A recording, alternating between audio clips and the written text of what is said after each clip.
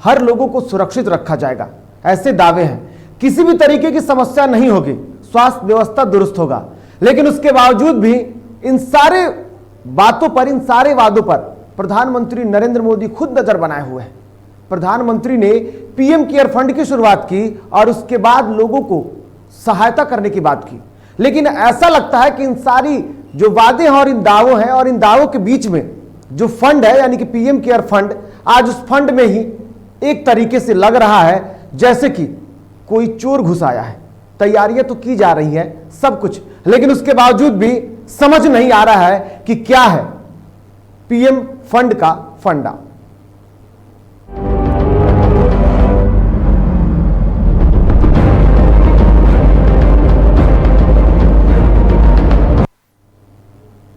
नमस्कार, आप देख रहे हैं डीटीवी भारत और मैं हूं आपके साथ निर्भय किशोर। देश में कोरोना संक्रमण के बिगड़ते हुए हालत और स्वास्थ्य व्यवस्था को दुरुस्त करने के लिए प्रधानमंत्री ने तत्परता दिखाते हुए पीएम केयर फंड की शुरुआत की। लेकिन आज उस पीएम केयर फंड के सहयोग पर ही अब सवाल खड़े होने लगे हैं। ये रिपोर्ट देखिए।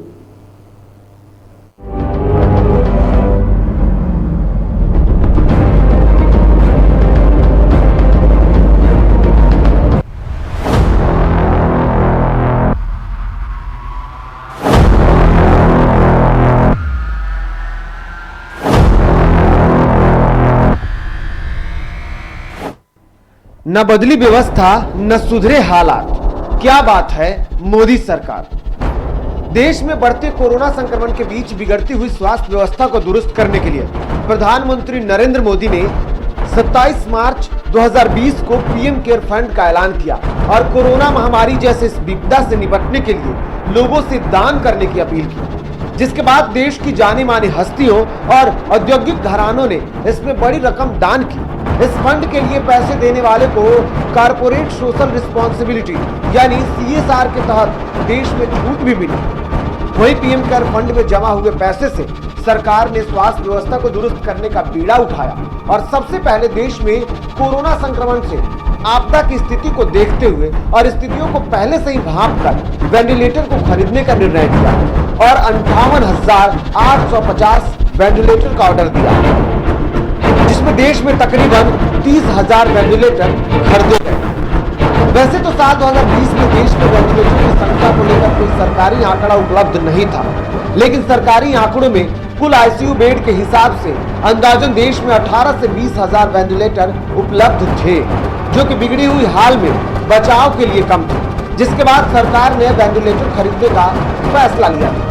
वहीं सरकार के द्वारा देश में वेंटिलेटर की समस्या को कम करने के लिए पीएम केयर फंड से वेंटिलेटर तो उपलब्ध कराए गए, लेकिन अब पीएम केयर फंड में दिए गए सहयोग पर ही सवाल उठने लगा। दरअसल केंद्र सरकार द्वारा पीएम केयर फंड के तहत कई राज्यों के साथ ही बिहार को भी लगभग 500 वेंटिलेटर उपलब्ध कराए गए, जिसमें से अधिकतर धूल फांक रहे हैं, क्योंकि इनमें से ज्यादातर वेंटिलेटर अब तक इंस्टॉल ही नहीं हुए हैं या स्टाफ की जरूरी ट्रेनिंग या फिर कमी के कारण सेवा नहीं दे पा रहे।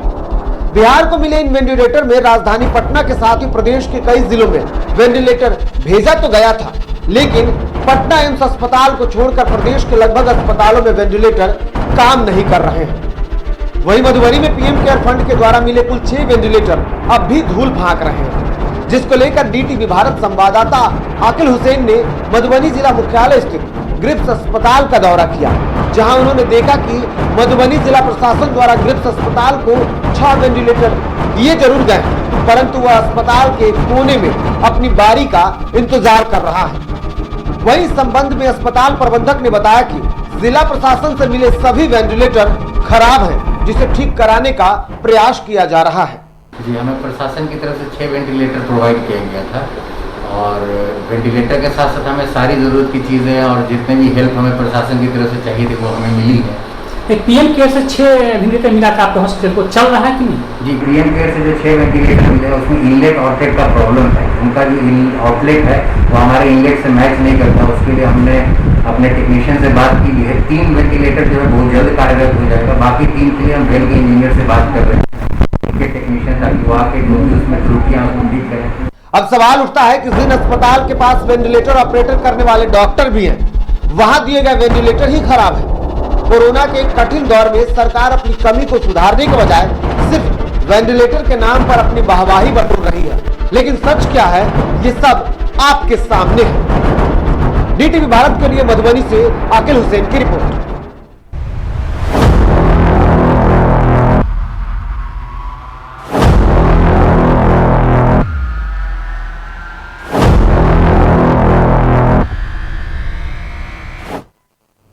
तो बिल्कुल सच क्या है, ये सब आपके सामने है और आप देख सकते हैं कि किस तरीके से पीएम केयर फंड में जो वेंटिलेटर की बात की गई है वो वेंटिलेटर भी आए हैं। और अगर रिपोर्ट में आप देखेंगे तो जरूर आपको पता चल जाएगा कि बिहार में कितने वेंटिलेटर आए हैं।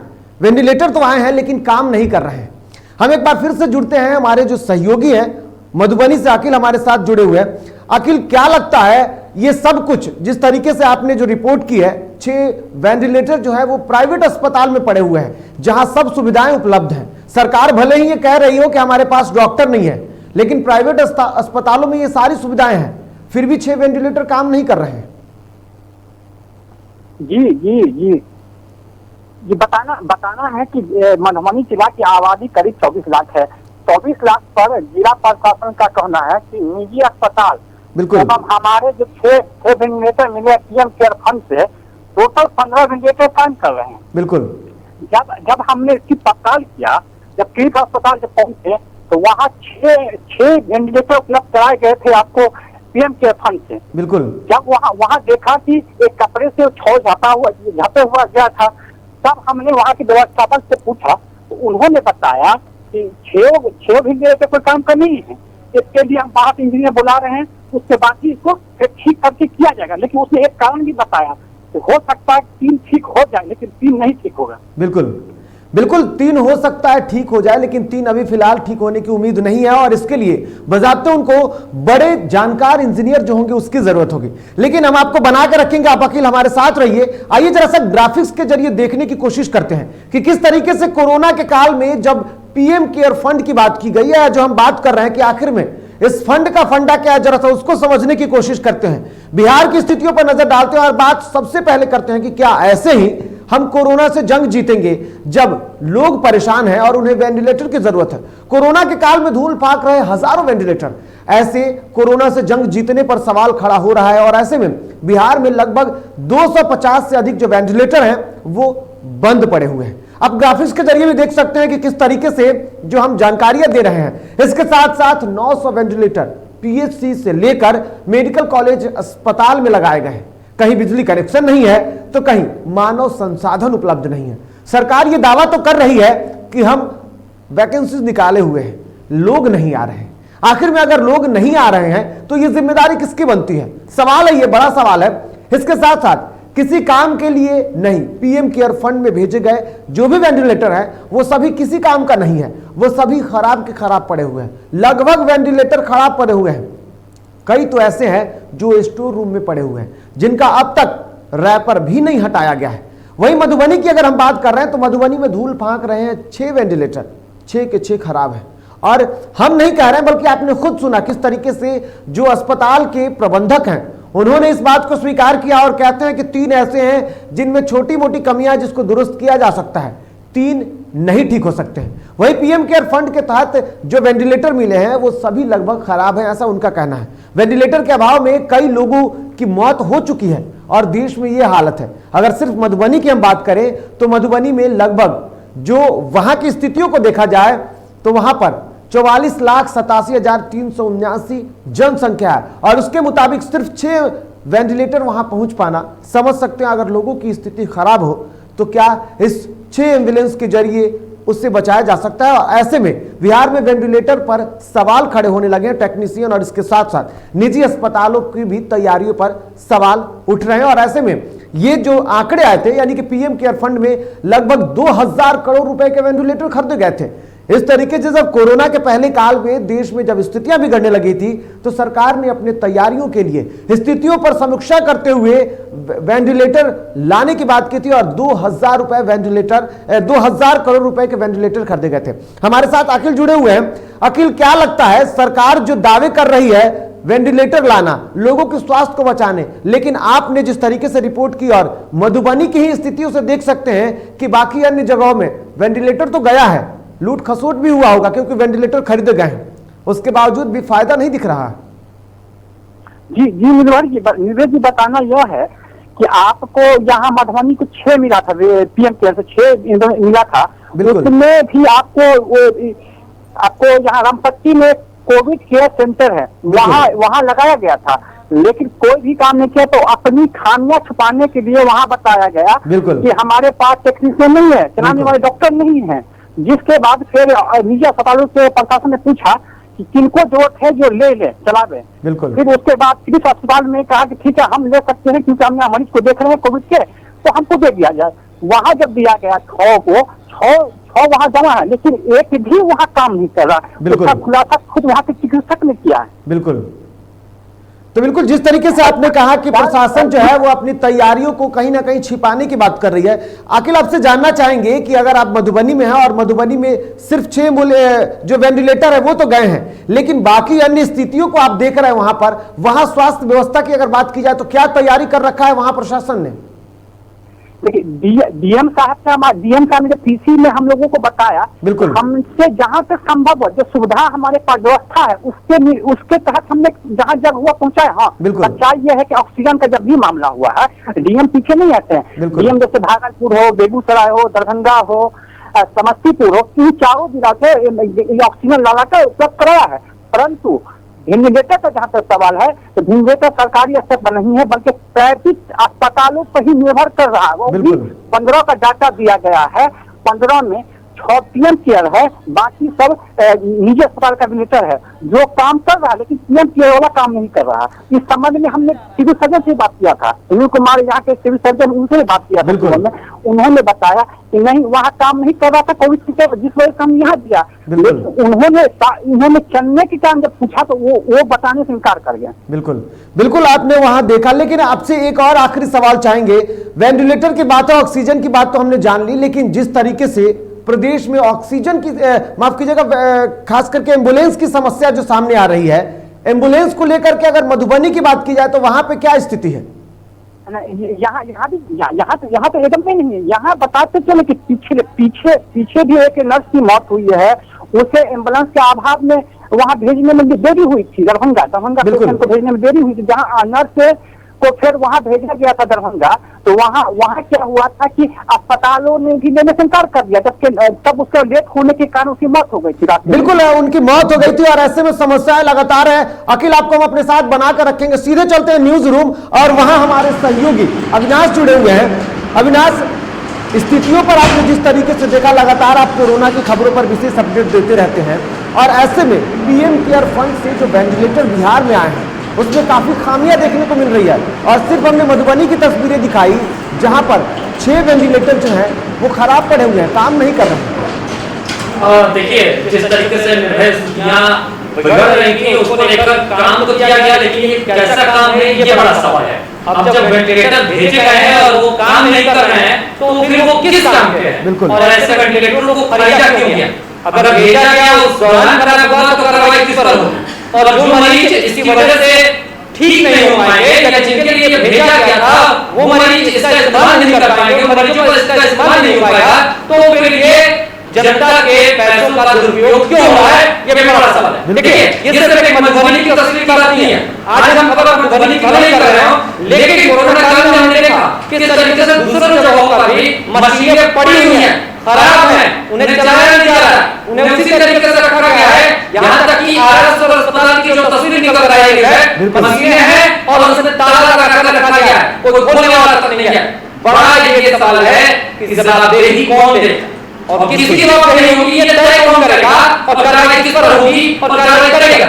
सब तो आपत्ति में लगे हुए हैं, सब अपनी भूमिका निभाने में लगे हुए हैं कि मैंने ये कर दिया, मैंने वो कर दिया। और जानना चाहेंगे, जहां एक तरफ सरकार की जो बात की जाए यानी कि फंड, पीएम केयर फंड की आज हम चर्चा कर रहे हैं, दरअसल पीएम केयर फंड का फंडा ये समझ में नहीं आ रहा है कि सरकार अपने स्तर से तैयारियों की बात करती है, व्यवस्थाओं को दुरुस्त करने की बात करती है। जो भी खरीदारी की गई है सिर्फ एक ही जगह नहीं, बल्कि आप रिपोर्ट देखेंगे तो बिहार, उत्तर प्रदेश या जहां जहां भी आप देख सकते हैं, जहां जहां भी पीएम केयर फंड के तहत जो भी वेंटिलेटर उपलब्ध कराए गए हैं लगभग खराब पड़े हुए हैं। क्या ये सारा लूट खसोट नहीं? बिल्कुल लूट खसोट की है। अब जब प्रधानमंत्री ने पिछली बार कहा था कि आपदा में अवसर तलाशिए, अवसर हमारा क्या है, तो ये उन नफाखोरों के लिए अवसर है, बिल्कुल ये उन जमाखोरों के लिए अवसर है, ये उन कालाबाजारी करने वालों के लिए अवसर है जो कालाबाजारी करते हैं, जो नफाखोरी करते हैं, वो तो कर रहे हैं, उनके लिए खुल के अवसर है। देखिए किस तरीके से बना है, खराब मशीनों को भेजा गया है। मैं तो कहता हूँ इसमें जांच होनी चाहिए कि मशीनें नहीं है या नहीं है। बिल्कुल, क्या कहीं से दूसरी पुरानी मशीनें उठाकर है, इस पर भी जांच होनी चाहिए। बिल्कुल बोलना चाहेंगे, हमारे साथ अखिल भी जुड़े हुए हैं, उनसे जरा से जुड़ते हैं। अखिल, आप हमारे साथ जुड़े हुए हैं, जरा अविनाश ने जो बातें कही है, क्या ये बात भी तो नहीं कि क्या वो जो मशीनें जो मधुबनी में मिली है 6 मशीनें, वो पुरानी तो नहीं? देखने को लग रहा है, बिल्कुल तो सही में लग रहा है कि पुरानी मशीन है। जो अगर नया मशीन होता तो ऐसा तो नहीं है कि नहीं कर पाता, क्योंकि जिसके पास बड़े बड़े डॉक्टर्स हैं, किस के पास बड़े बड़े टेक्नीशियन के पास है, तब भी मशीन नहीं करता, वहाँ तो खराब तो करना चाहिए। बिल्कुल, आपने जो बातें कही है, एक बार फिर से अविनाश के पास चलते हैं। दरअसल अविनाश, जिस तरीके से आपने जो बातें कही हैं, हमारे मधुबनी से जो हमारे सहयोगी अखिल, उन्होंने बताया, जब हमने उनसे पूछ दिया ये बात कि क्या जो मशीनें वहाँ हैं वो मशीनें पुरानी तो नहीं, तो वो बोल रही है कि देखने में ऐसा ही लगता है। क्या सच में सरकार ने पूरी तरीके से लूट खसोट करने के लिए पुरानी मशीनों को विदेशों से मंगा लिया है? और देखिए ये जांच का विषय है, और पुरानी मशीनें हो भी सकती हैं और नहीं हो सकती, लेकिन जिस तरीके से आप ही कह रहे हैं वाकई ये होगा। जब दिखने में पुरानी लग रही है तो वो पुरानी होगी। देखिए आप आज के डेट में मार्केट में 100, 200, 400, 500, 1000 या 1 लाख की कुछ भी सामान खरीदिए, कंपनी जो होती है उसकी वारंटी गारंटी देती है। अगर मशीन खराब है तो उन कंपनी को क्यों नहीं कहा गया, कंपनी ने आकर उसको ठीक क्यों नहीं किया, ये बड़ा सवाल। अगर पुरानी मशीन खरीदेंगे तो फिर कंपनी का उस पर कोई किसी तरीके से वारंटी गारंटी नहीं होगी, तो कंपनी तक जा नहीं पाएंगे। ये बीच के जो लोग हैं वाला भी तो अविनाश, आपसे ये जानना चाहेंगे, आप जानते हैं प्रधानमंत्री केयर फंड जो है इसको आरटीआई से बाहर रखा गया, यानी कि आप इससे किसी भी तरीके की जानकारी ले सकते हैं, तो फिर कैसे जांच कर पाएंगे? बिल्कुल नहीं करेंगे। बहुत से सवाल ऐसे होते हैं, बिल्कुल कितने लोग कर रहे हैं। अभी एक वीडियो वायरल हो रहा है, आप देखिए ना, जो बनारस के घाट का बताया जा रहा है, जहां घाट पर ही लाशों को ढका गया है, वहीं गाड़ा गया। क्या स्थिति है? अब देखिए जांच कौन करेगा? कोई नहीं करेगा। ये मशीनें यहाँ पर हैं, या फिर कटिहार में निकल जाए, या फिर औरंगाबाद में निकल जाए, आरा में निकली, या फिर बक्सर में निकल जाए, बेगूसराय में निकल जाए, दिल्ली में निकल जाए, या कहीं भी निकल जाए, कोई जांच नहीं होगी, हो ही नहीं सकती। ये कहां से होगी? लोग मौजूद हैं, लोगों के पास बहुत काम है, लेकिन मरीजों की देखभाल करने के लिए सिर्फ फंड रिलीज कर दिया जाता है, उस फंड के साथ मशीनें आ जाती हैं, बीच में जो जमाखोर होते हैं, नफाखोर होते हैं, वो पैसे कमाकर मजे कर रहे हैं। वो जानकारी और कोई उनके खिलाफ क्या कार्रवाई होगी और किस तरीके से कार्रवाई होगी? यहाँ पर तो लोग मर रहे हैं। अभी कटिहार की जैसी आपने कल की खबर चलाई थी, देखा आपने किस तरीके से महिला डॉक्टर मर जाती है ऑक्सीजन के बिना। तो कार्रवाई की बात कहना ही बेईमानी है भाई, किस तरीके से कार्रवाई होगी ये पता ही नहीं चल पाता है मेरे भाई। बिल्कुल अविनाश, आपको यहाँ पे हम बनाए रखेंगे। हम एक बार चलते हैं फिर से अखिल के पास, हमारे साथ हमारे सहयोगी अखिल बने हुए हैं। अखिल, क्या लगता है मधुबनी की अगर बात की जाए, जहाँ पर आप लगातार खबरों को कर रहे हैं, हालात बदलने वाले हैं मधुबनी में? ऐसा हमको ऐसा लग रहा है कि यहाँ भगवान भरोसे ही स्वास्थ्य व्यवस्था चल रही है। वेंटिलेटर के अभाव में जिन लोगों की मौतें हो चुकी है अभी तक। बिल्कुल, 25 में केयर कोविड सेंटर है, वहाँ 1 न 2 दिन तो 1 न 2 मौत होती जाती है। उसका वो कारण अब वेंटिलेटर का वेंटिलेटर की आवश्यकता पड़ती है। वेंटिलेटर है नहीं तो लाके कहाँ से देगा? जो मिला भी अच्छी है वो खराब पड़ा हुआ है। ये स्थिति बन गई है, करोड़ों बड़ों की स्थिति बनी हुई है। पूरी तरह शिक्षा, पूरी तरह आपको स्वास्थ्य व्यवस्था पूरी तरह आपको भगवान भरोसे में चल रही है। बिल्कुल, स्वास्थ्य व्यवस्था पूरी तरीके से भगवान भरोसे चल रही है। अखिल, आप लगातार नजरें बनाए रखिए, और फिलहाल बहुत बहुत धन्यवाद आपका हमारे साथ जुड़ने के लिए। आपसे लगातार हम अपडेट लेते रहेंगे, आप खबरों पर नजर बनाए रखिए। तो फिलहाल हमारे साथ अखिल थे, जिन्होंने बताया कि मधुबनी का ये हाल है, 6 वेंटिलेटर जो सहायता मिला है लेकिन वो काम नहीं कर रहा है, और ऐसे में सूबे में ऐसे कई सारे वेंटिलेटर गए हैं, सिर्फ एक जगह नहीं बल्कि कई जिलों में वेंटिलेटर जो है वो गए हैं। और अब इसको लेकर के जहां एक तरफ पीएम केयर फंड से जो वेंटिलेटर गए हैं, इसको लेकर जो दावे किए जा रहे हैं, तो दूसरी तरफ अब राजनीति भी शुरू हो गई। और राजनीति हो भी क्यों ना, जब इतनी बड़ी विफलता दिखेगी तो राजनीति तो लगातार जायज है। ऐसे में सूबे में पीएम केयर फंड से मिलने वाले वेंटिलेटर्स पर अब विपक्ष हमला कर रहा है। इसी कड़ी में पटना में कांग्रेस प्रवक्ता राजेश राठौर ने बिहार सरकार और स्वास्थ्य मंत्री पर भी हमला बोला। उन्होंने कहा कि बिहार में स्वास्थ्य विभाग की इतनी बड़ी लापरवाही सामने देखने को मिल रही है, ऐसे में वे सरकार से मांग करते हैं कि समस्या को जल्द दूर कर वेंटिलेटर को ठीक किया जाए और मरीजों को दिया जाए ताकि मरीजों को और बेहतर सुविधाएं मिल सकें। मंगल पांडे पिछले कोरोना काल में भी भूमिगत हो गए थे, इस कोरोना काल में पूरा नकारा साबित हुए। इस कोरोना काल की तैयारी के लिए 1.25 साल का समय मिला। पीएम केयर फंड से वेंटिलेटर आए, उसको चलाने के लिए टेक्नीशियन नहीं है। आखिर मंगल पांडे जी इस 1.25 साल में क्या तैयारी की है? तो बिल्कुल आप देख सकते हैं कि किस तरीके से ये व्यवस्था है, और राजनीति अगर हो रही है तो क्यों ना हो, कमियां है तभी तो राजनीति हो रही है। बोलने का अगर मौका विपक्ष को मिल रहा है तभी तो राजनीति हो रही है। और ऐसे में सिर्फ एक जगह की नहीं, हमारे साथ बिल्कुल हमारे साथ मधुबनी से सिविल सर्जन सुनील कुमार झा जुड़े हुए हैं। सर बहुत बहुत स्वागत है आपका। सर मधुबनी से जो खबरें आ रही हैं 6 पीएम केयर फंड से जो वेंटिलेटर मिले हैं वो काम नहीं कर रहे हैं, और ऐसे में स्वास्थ्य व्यवस्था को कैसे दुरुस्त कर सकते हैं सर? हमारे पास 6 वेंटिलेटर थे, बिल्कुल पीएम केयर फंड से आए थे, और क्योंकि हमारे यहाँ चिकित्सकों की कमी थी तो ऊपर से राज्य सरकार द्वारा निर्देश दिया गया कि जो भी प्राइवेट चाहें इनको ले जा सकते हैं।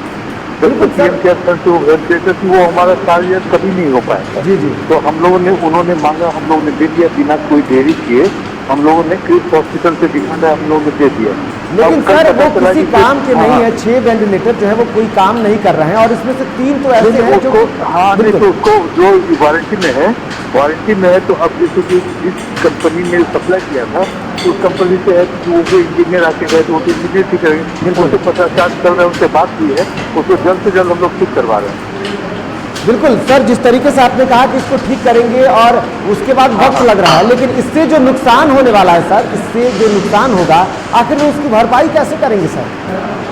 ये नुकसान आसान्वित रहिए ना, अब तो हम लोग चले आए 15%। बिल्कुल सर, आसान्वित है सर, हम आसान्वित हैं, हम भी स्थितियों को देख रहे हैं, और आप शायद आप मधुबनी देख रहे हो, लेकिन सर हम पूरा प्रदेश देख रहे हैं, सिर्फ एक जगह की नहीं। तो ऐसे में इससे कैसे भरोसा कर सकते हैं? व्यवस्था बेहतर जरा सा भी देरी नहीं होगी हम लोग के लेवल पर।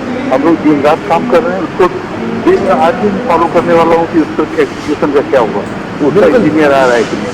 आप उससे फिर बात करेंगे आधे घंटे बाद, जो हम इसका जवाब दे देंगे वो इंजीनियर कहाँ पहुँचा हुआ। बिल्कुल सर, बहुत बहुत धन्यवाद सर हमारे साथ जुड़ने के लिए और जानकारियों को साझा करने के लिए। तो कहा तो ये जा रहा है कि सब तैयारी की जाएगी और व्यवस्था दुरुस्त कर लेंगे, लेकिन क्या होगा ये देखने वाला वक्त होगा। लेकिन फिलहाल सरकार भी पीछे नहीं हटने वाली है, और सरकार ऐसे में कह रही है कि किसी भी तरीके की परिस्थिति हो हम उससे जूझने को, लड़ने को और जीतने को पूरी तरीके से तैयार हैं। ऐसे में बिहार के पंचायती राज मंत्री सम्राट चौधरी भागलपुर के सुल्तानगंज पहुंचे, जहां उन्होंने सुल्तानगंज रेफरल अस्पताल का निरीक्षण कर मौके का जायजा लिया। इस दौरान उन्होंने अस्पतालों में बेहतर सुविधा बहाल करने का निर्देश पदाधिकारियों को दिया। यही नहीं, मंत्री सम्राट चौधरी ने सामुदायिक किचन का भी निरीक्षण किया, और मौके पर सम्राट चौधरी के साथ ही स्थानीय विधायक जो थे वो सभी लोग मौजूद हैं। इस दौरान उन्होंने कहा कि बिहार में किसी भी तरीके की स्थिति हो, चाहे कोरोना का तीसरा लहर ही क्यों ना आए, हम जीतेंगे।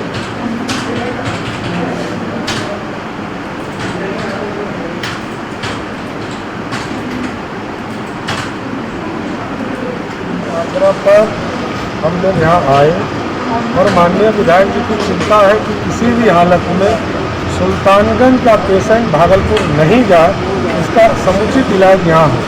हमने 2-3 बिल्डिंग में कहा है कि इसकी पूरी व्यवस्था कीजिए कि 30 बेडेड एक अस्पताल की नई संरचना करें, और सुल्तानगंज में हम 15 फाइनेंस से एक ऑक्सीजन प्लांट लगाएंगे। यहाँ 30 बेड की व्यवस्था करेंगे, 10 ऑक्सीजन सिलेंडर भी देंगे, ऑक्सीजन कंसेंट्रेटर भी देंगे, और भी जो चीज़ें सांस से जुड़ी चीज़ें हैं उसको व्यवस्थित। बिल्कुल, तो जो कमियां होगी सब हम पूरा करेंगे, ऐसा मंत्री का कहना है। एक बार फिर से चलेंगे अपने सहयोगी अविनाश के पास। अविनाश, जिस तरीके से स्थितियां बदल रही है, सरकार का ये दावा है, वो कह रहे हैं कि किसी भी तरीके के हालात हो हम लड़ने को तैयार हैं। क्या लगता है ऐसे ही लड़ेंगे? देखिए, ऐसे तो लड़ाई नहीं लड़ी जा सकती है। सरकार को कुव्यवस्था को खत्म करके सुव्यवस्था लानी पड़ेगी, व्यवस्था करनी पड़ेगी।